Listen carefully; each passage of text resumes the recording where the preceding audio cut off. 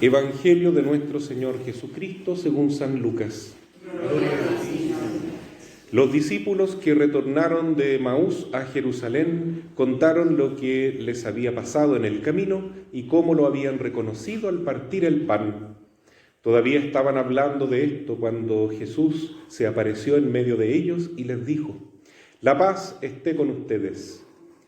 Atónitos y llenos de temor, creían ver un espíritu, pero Jesús les preguntó: «¿Por qué están turbados y se les presentan esas dudas? Miren mis manos y mis pies, soy yo mismo. Tóquenme y vean. Un espíritu no tiene carne ni huesos, como ven que yo tengo». Y diciendo esto, les mostró sus manos y sus pies. Era tal la alegría y la admiración de los discípulos que se resistían a creer. Pero Jesús les preguntó: ¿tienen aquí algo para comer? Ellos le presentaron un trozo de pescado asado. Él lo tomó y lo comió delante de todos. Después les dijo: «Cuando todavía estaba con ustedes, yo les decía: es necesario que se cumpla todo lo que está escrito de mí en la ley de Moisés, en los profetas y en los salmos». Entonces les abrió la inteligencia para que pudieran comprender las Escrituras y añadió: «Así estaba escrito, el Mesías debía sufrir y resucitar de entre los muertos al tercer día, y comenzando por Jerusalén, en su nombre debía predicarse a todas las naciones la conversión para el perdón de los pecados». Ustedes son testigos de todo esto. Palabra del Señor.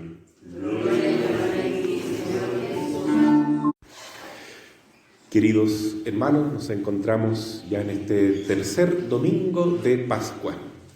Es la resurrección del Señor el motivo más importante para nuestra fe, ya que, como dice San Pablo, si Cristo no ha resucitado, vana es nuestra fe. Pero si Jesús resucitó, entonces todo tiene un nuevo sentido, todo tiene una explicación desde nuestra fe. Cristo ha vencido la muerte. Cristo nos muestra un camino también a nosotros de vida eterna, un camino de felicidad, un camino de comprender que cada dolor, cada situación en la vida de prueba, incluso hasta la misma muerte y la ausencia de nuestros seres queridos, tiene un porqué y un para qué. Es simplemente sufrir y pasar con Cristo esta prueba, que es una puerta muy dolorosa, sí, estrecha, pero que conduce a la salvación, conduce a la vida eterna, conduce a un reencontrarnos, no solo con Dios, con nosotros mismos, en una forma mucho mejor de vivir, que es la vida de los hijos de Dios y después la resurrección.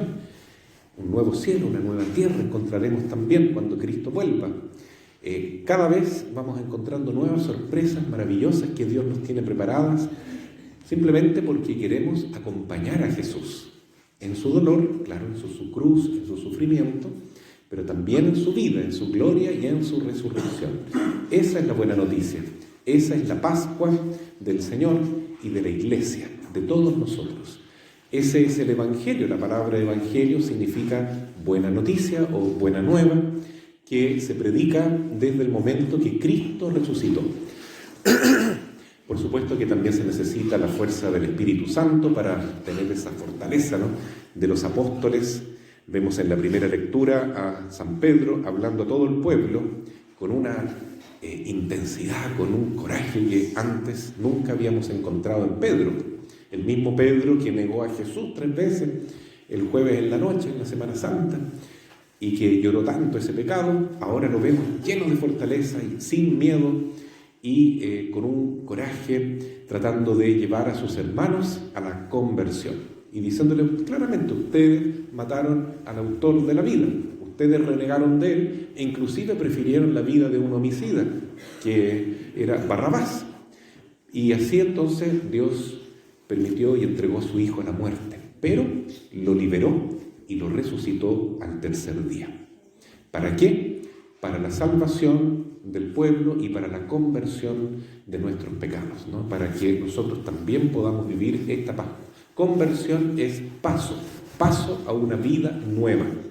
es una invitación. No es que San Pedro o la Iglesia o la Biblia nos esté enrostrando nuestro pecado, nos está dando una buena noticia, nos está diciendo, mira, hermano, esa situación que tú tienes ahora de dolor, tal vez esa atadura que tú tienes a tu pecado, a esa tristeza que te envuelve, a ese sinsentido, esa oscuridad que a veces tiene la vida, ahora puede dar paso a una nueva explicación. Todo desde Jesús.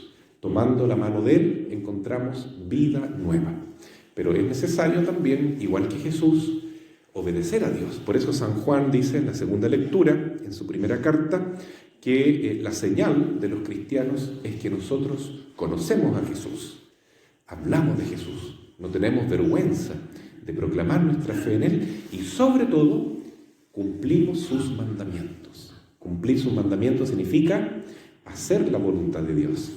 También para el Señor fue difícil aprender esa lección, y eso que Él es Dios, hecho hombre. Pero dice la Escritura que Él tuvo que aprender por el sufrimiento lo que es obedecer. También Jesús tuvo que decir, Padre, en tus manos encomiendo mi espíritu, todo está cumplido desde la cruz.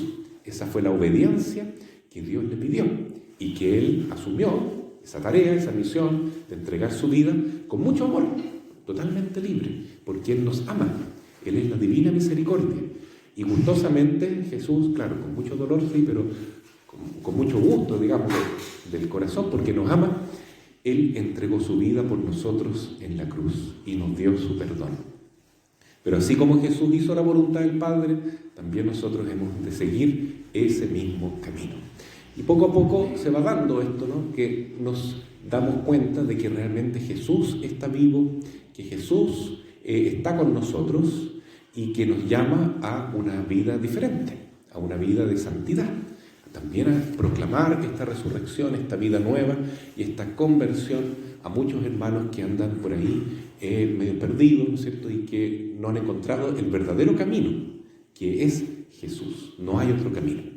El Evangelio nos muestra cómo los discípulos de Maús vuelven a Jerusalén, porque sabíamos, ¿no?, según Lucas, en el capítulo 24, que ellos iban muy tristes, ¿no? Se iban a su casa, a Emaús, justamente, apesadumbrados porque a Jesús lo habían matado y según ellos ya se había acabado todo este capítulo con el Mesías. Y ahí Jesús se les presenta y ellos le invitan a compartir el pan, y justamente en el momento en que Jesús parte el pan, ellos lo reconocen y se dan cuenta que es Cristo resucitado. Y ahí desaparece el Señor y ellos guardan ese pancito como una reliquia, ¿no?, porque es la comunión, la primera comunión de esos primeros discípulos.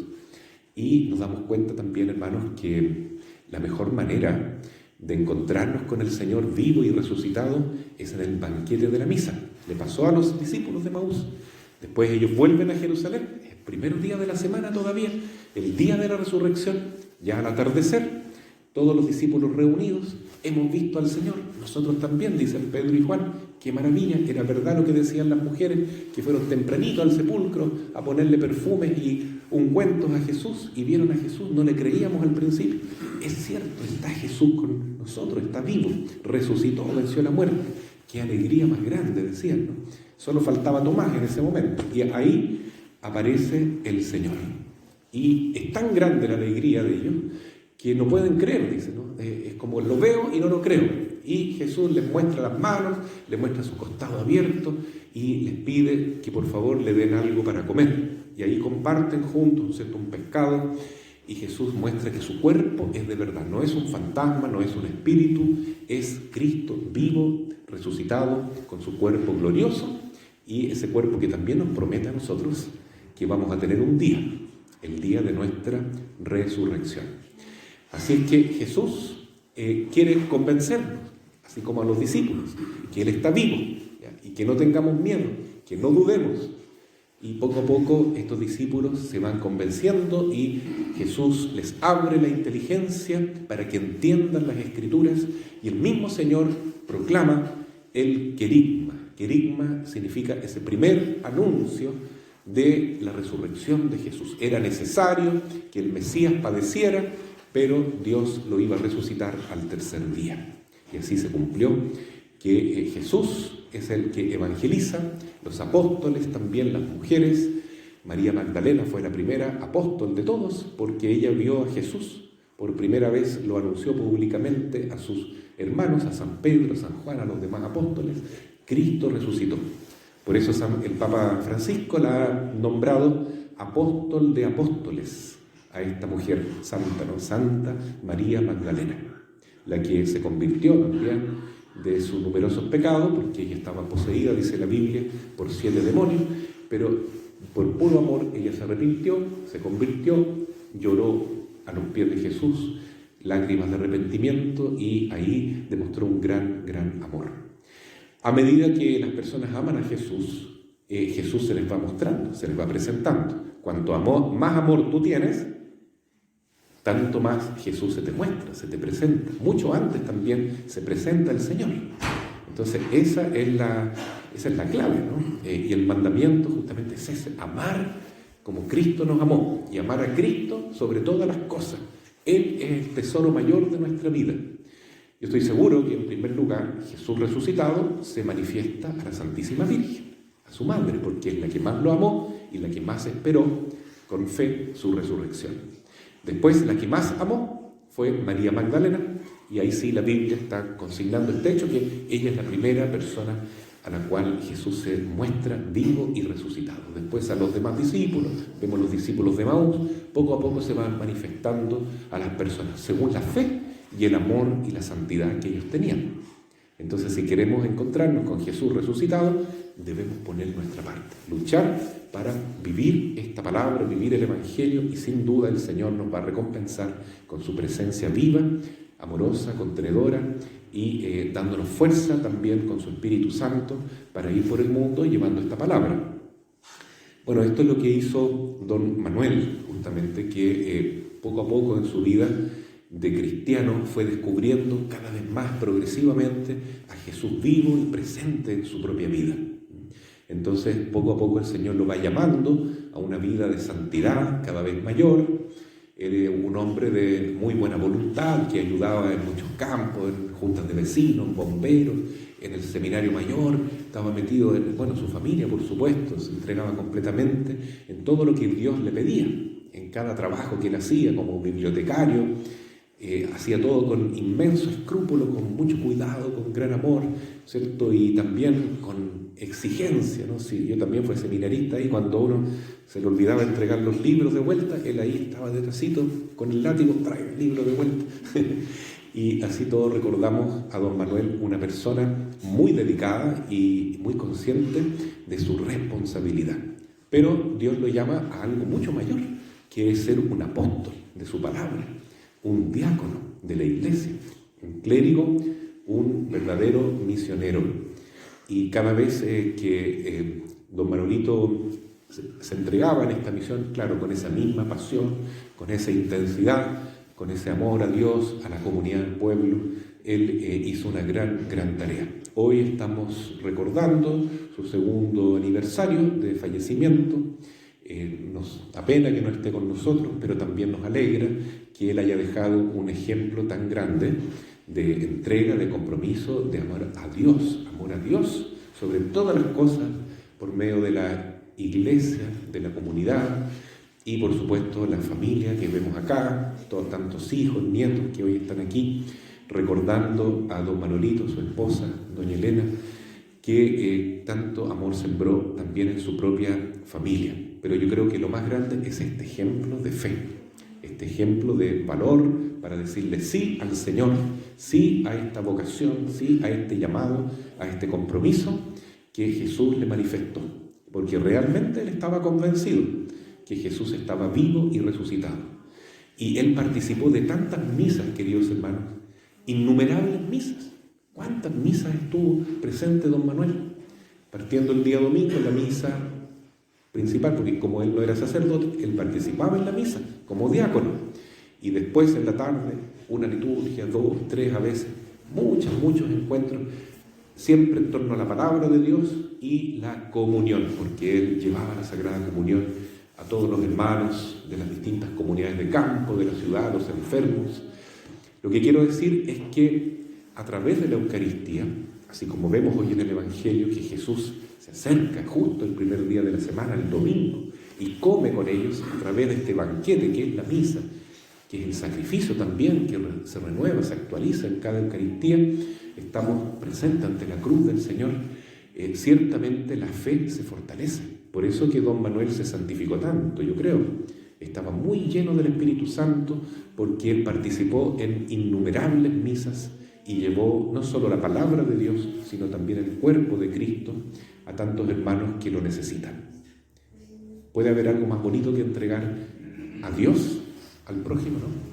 No hay nada más hermoso que uno pueda compartir que la presencia del Señor a nuestros hermanos. Eso vale mucho más que el dinero, vale mucho más que una canasta familiar, una ayuda material, que también a veces es importante y necesaria en estos tiempos que vivimos, pero el don y el regalo más precioso es la presencia del Espíritu Santo, la fe, la presencia viva de Cristo resucitado, y yo creo que ese es el gran ejemplo que nos deja a todos nosotros, que seamos también, cada uno en la medida que nos corresponde, buenos discípulos, misioneros, buenos apóstoles de Jesús, y nos vayamos enamorando cada vez más de este Cristo vivo, misericordioso, que está presente en medio de nuestra comunidad. Está aquí con nosotros, en la misa, en la comunión, en nuestra familia, en la comunidad que se reúne todos los sábados en esta capilla, por ejemplo, porque donde dos más se reúnen, yo estaré con ellos. Entonces, hagamos este gran propósito de seguir los pasos de los santos y de las personas ejemplares que Dios ha puesto en nuestra vida, como don Manuel. Así sea. Amén.